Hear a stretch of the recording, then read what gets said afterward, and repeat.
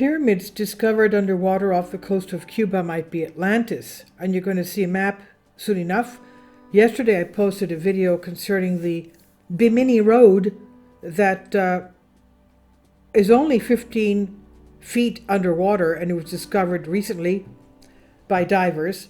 And these are the slabs. They look like they're actually a part of a road or a thoroughfare, and very ancient. Now this is basically at the tip on the east coast off the tip of Florida, whereas the map shows that you'll see the pyramids, underwater pyramids off the west coast of the tip of Cuba are definitely pyramids. Okay, so this is another slab of the Bimini Road, and you can see that it looks constructed, even though geologists say that it's a natural formation. You can take your pick. Is it a natural formation, or is it an ancient road or pier of some type? So pyramids discovered underwater off the coast of Cuba might be Atlantis. This is not the first time we hear of this type of a theory. The remains of what may be a 6,000-year-old city immersed in deep waters off the west coast of Cuba was discovered by a team of Canadian and Cuban researchers, a sunken city in Cuba. Maybe they should also dig around Cuba to find out if there's any more ruins or remains. Offshore engineer Paulina Zalitsky and her husband Paul Weinsweg and her son Ernesto Tapanes used sophisticated sonar and videotape devices to find some kind of megaliths you'd find on Stonehenge or Easter Island. Weinsweg said in the interview, some structures within the complex may be as long as 400 meters, that's 1,200 feet wide, and as high as 40 meters, that's over 120 feet tall, he said. Some are sitting on top of each other. They show very distinct shapes and symmetrical designs of non-natural kind. We've shown them to scientists in Cuba, the US, and elsewhere, and nobody has suggested they are natural. So this has to be investigated. And we have maps showing the location of the supposed ancient city discovered by Paul Weinsweg and his wife Paulina Zalitsky. Moreover, an anthropologist affiliated with the Cuban Academy of Sciences has said that still photos were taken from the videotape clearly show symbols and inscriptions as well. Mr. Weinsweg said that it's not yet known in what language the inscriptions are written. The sonar images, he said, bear a remarkable resemblance to the pyramid design of Mayan and Aztec temples in Mexico. Mr. Weinsweg said it was too early to draw firm conclusions from the evidence collected so far. The research team plans another foray to the site off the Guanacaca-Bibas Peninsula on Cuba's west tip. It hopes to return again, and this time with the first deep-water mobile excavator, equipped with functions needed for on-site archaeological evaluation, including the ability to blow the sand off the stone. So that's going to be good. I'm sure they'll find a lot more interesting evidence.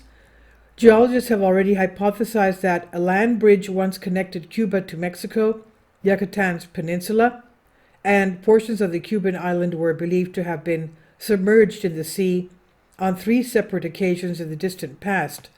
Surprisingly, there were many mosquitoes there, so we had to keep our buzz-gone devices with us. They said the structures are on a plateau that forms the bottom of what is thought to be a mud volcano, 650 to 700 meters beneath the surface of the ocean, and along what is clearly a geological fault line. We know that, of course, the islands there are volcanic. Now, it's well known that ancient civilizations like to build at the base of volcanoes because, of course, the land is very fertile. So that suggests it's suggestive, Mr. Weinsweg said. One tantalizing possibility, entirely speculative for now, is that if the legendary sunken continent of Atlantis is ever proven to have existed, these structures may have been submerged during that cataclysm. Mr. Weinsweg simply says that more information is needed. He said we'd prefer to stay away from that subject. This is something of great potential scientific interest, but it must involve serious authorities on ancient civilizations. The precise age of the underwater site is also unknown, although Cuba archaeologists in 1966 excavated a land-based megalith structure on the western coast close to the new underwater discovery and said to date from 4000 BC. Based on that and other geological information, we're speculating that these are 6,000 years old, he explained. It's not exact, but they're very ancient. If that dating estimate proves accurate, it would mean that an ancient civilization had designed and erected these vast stone structures in the Americas only 500 years after human settlements first became organized in cities and states. They would also have been built long before the wheel was invented in Sumeria, 3500 BC, or the sundial in Egypt, 3000 BC. Well, let me ask you this. If these things had been constructed, don't you think the wheel was discovered, built long before the pyramids were constructed? I mean, from God forbid. You've got all these things, these immense structures, complicated structures being built that we can't even discover today how they built them. And you think that they didn't have the discovery of the wheel, how to build a wheel? I don't believe that. Now, anyway, this is forbidden archaeology, isn't it? So anyway, going back to this, the sundial was supposedly built 3000 BC. Again, I don't believe that. When you have all these pyramids aligned with the exact alignment of the north and south poles, obviously they were beyond sundials. So the three pyramids of Giza Plateau are thought to have been constructed between 2900 and 2200 BC. The couple's Havana-based company, Advanced Digital Communications is its name, discovered the site using side-scan sonar equipment to view what resembled an underwater city, complete with roads, buildings, and pyramids. The team returned this past summer with a 1.3-ton unnamed remotely operated vehicle controlled from the mothership via fiber optic cable. Its cameras confirmed the earlier findings showing vast granite-like blocks between 2 and 5 meters in length that were cut in perpendicular and circular designs. So again, if they're cut, they were cut in perpendicular circular. Obviously, they had wheels. Now, but because of technical problems, Mr. Weinswag said, we were only able to survey the perimeter of the site. Based on initial explorations, we think it's much larger than even our sonar projections show. It may extend for several kilometers, of course, because all this must be under sand.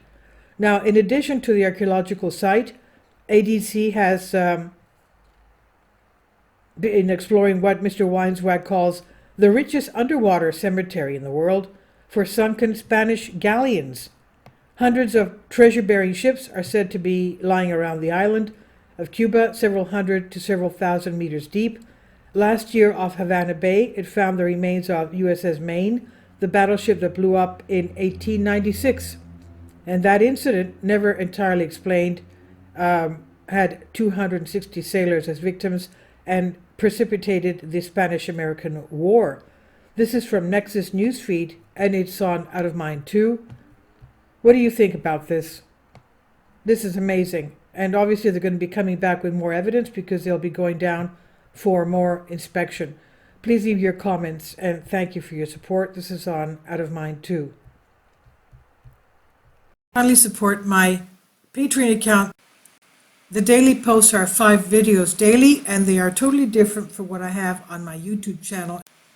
Thank you so much for your support and that you find all my content so interesting. You'll find the Patreon account details in the description box below.